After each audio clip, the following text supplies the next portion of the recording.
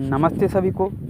मित्रों, अरिहंत आर्य YouTube channel पर मैं आपका साथी आशीष चौरसिया आप सभी का हार्दिक स्वागत एवं अभिनंदन करता हूं। मित्रों, पिछली बातचीत में आप लोगों ने ये सुना था, पिछले वीडियो में आप लोगों ने ये जाना कि किस प्रकार से सूअर ही नहीं कुत्ता भी मजहब का शिकार है, मजहबी लोगों का शिकार है, मजहबी लोगों के नफ़रत का शिकार है। और इसके पीछे का कारण क्या था वो मैंने बताया था कि वो कितना बचकाना और नॉनसेंस, जिसका कोई भी तर्क नहीं बनता, उस तरीके का ये लोग रीज़न बताते हैं, इस तरीके का ये लोग बातें बताते हैं। अब उसी कड़ी में जैसा कि सर्वविदित है कि सूअर इनके यहाँ पे नापाक बोला जाता है। सूअर को कहा जाता है कि भैया सूअर बहुत ही गलीज है, सूअर बहुत ही गंदा प्राणी होता है, फलाना ढिमकाना, इस तरीके की बातें।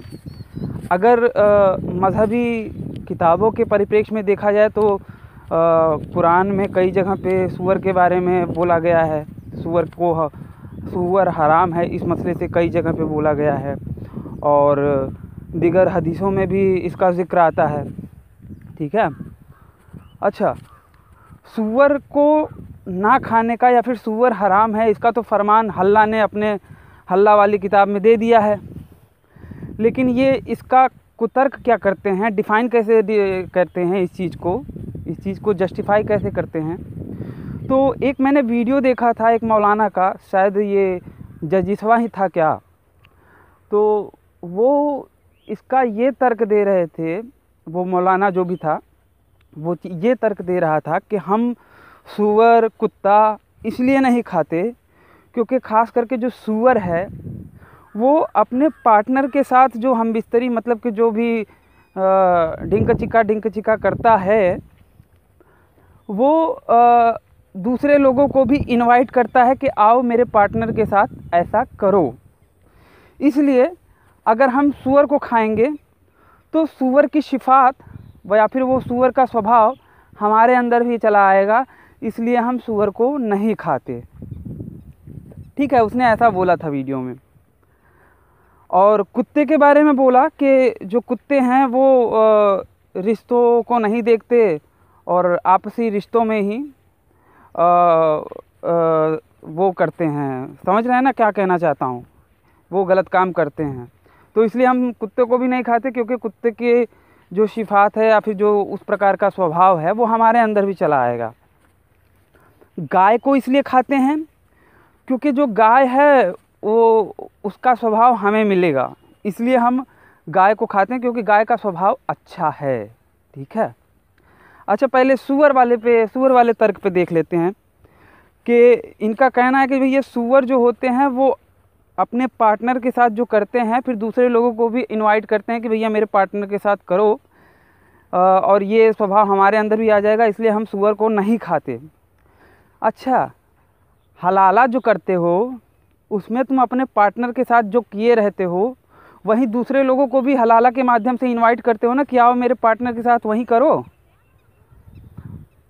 समझ रहे हैं ना बात को। अच्छा, दूसरा कुत्ते के लिए, भैया कुत्ते रिश्तों की मर्यादा नहीं देखते, तो तुम्हारे यहाँ पे कहाँ रिश्तों की मर्यादा है? बहन के साथ, बुआ के साथ, मामी के साथ, सभी के साथ तो कर रहे हो, तो किस प्रकार का तुम्हारा हुआ? ठीक है। और जहाँ तक रही बात गाय की कि गाय को खाएंगे तो चूँकि गाय का स्वभाव अच्छा होता है इसलिए हमारे अंदर भी वही स्वभाव आएगा, ये वाला जो तर्क है।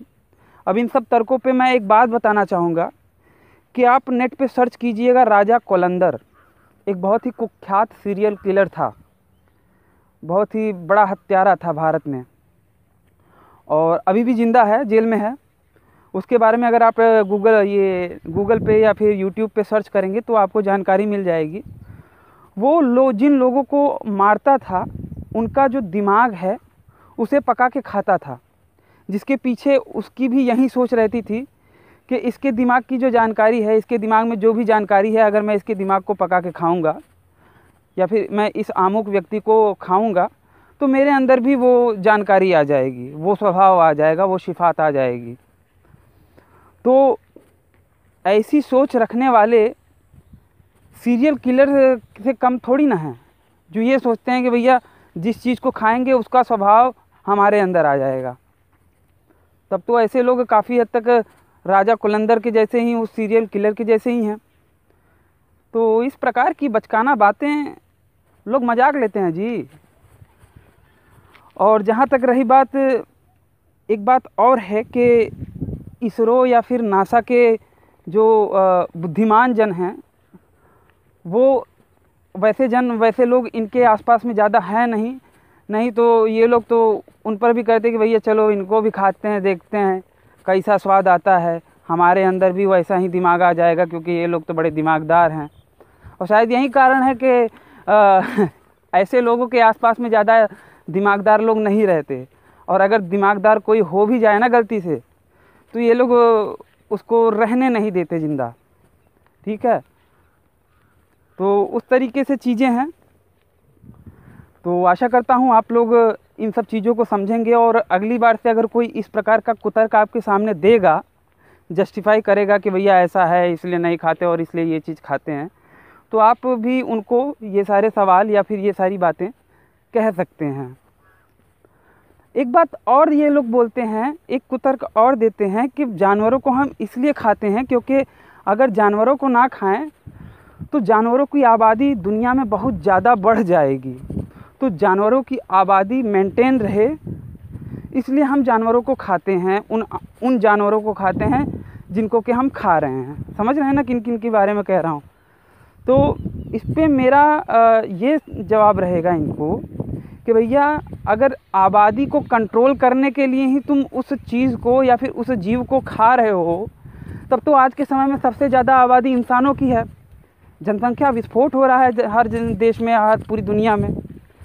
तब उस थियरी के हिसाब से क्या करोगे, इंसानों को भी खाओगे? तो इस प्रकार की बचकाना बातें, वही मोदी जी वाला, इस प्रकार की बचकाना बातें लोग मजाक लेते हैं जी। तो आशा करता हूँ आप लोग समझेंगे। आप देख रहे हैं अरिहंत आर्य यूट्यूब चैनल, मैं हूँ आशीष चौरसिया। इस वीडियो को अंत तक देखने के लिए आप सबका बहुत बहुत धन्यवाद। नमस्ते जी, जय श्री राम, जय माँ भारती। यही नहीं, अभी और सुनिए।